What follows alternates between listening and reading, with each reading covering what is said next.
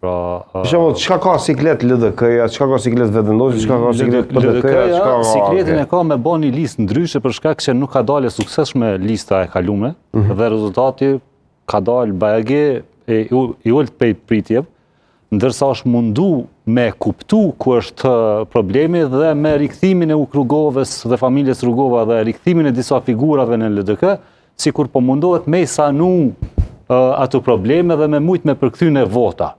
Dhe kjo është për LDK një lloj sikleti që duhet të gjej rrugën për shkak që një parti e cila ka qenë shumë e fuqishme që nga pas lufta dhe ka ramjen më të madhe historike.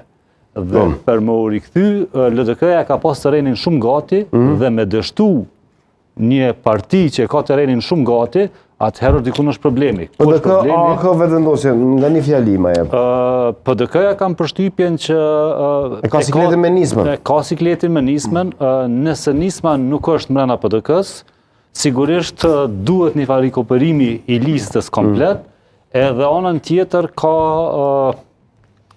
kandidat që lehtësisht marrin vota në një rajon, që është diskutuar edhe këtë pjesë Drenice, por që nuk vijnë nga dega e Drenicës.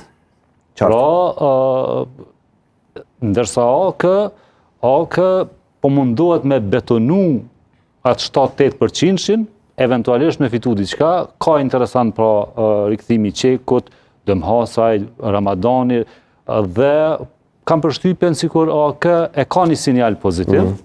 Po vetëvendosja? Vetëvendosja duke që ka hek dorë.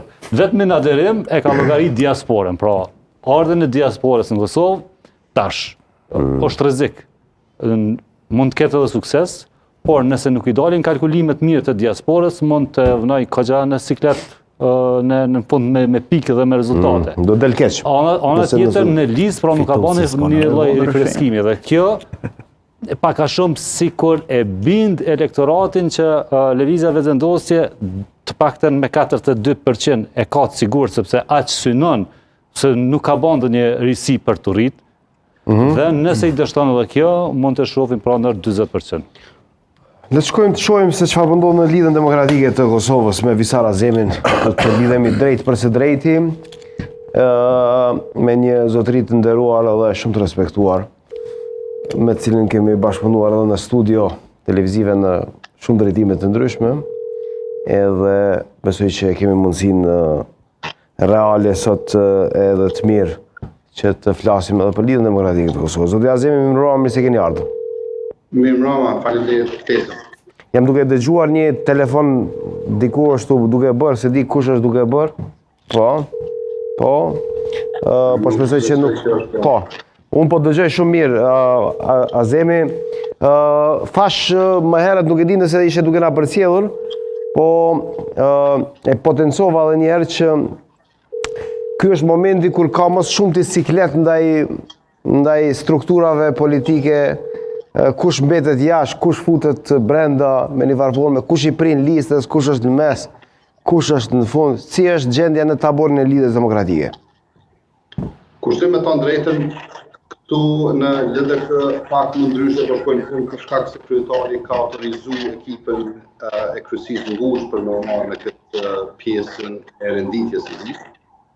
Sigurisht që degët kanë kryer punë e veta për të dhënë numërimet e tyre. Kryetari ka pas një numër shumë të vogël të vendeve të rezervuara pjesërisht për prurje të reja që kanë ardhur, dhe një pjesë tjetër për koalicione parazgjedhore. Por punën më të madhe kanë bërë degët me nominimet e tyre që kanë bërë në kryesitë e tyre.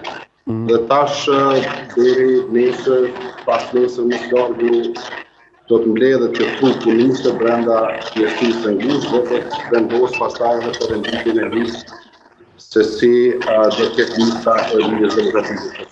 A është finalizuar pak a shumë apo ka ende mundësi që të gjej befasi, zoti Azemi, lista e lidhjes demokratike të Kosovës?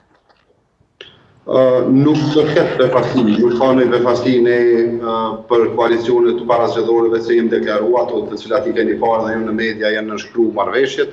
Për pjesë tjera, thash edhe më herët varet prej degëve se si kanë menduar dhe çfarë emra na sjellin degët nga gjithë Kosova. për ndryshe paka shumë dihen edhe emrat të cilat do të jenë në për lista.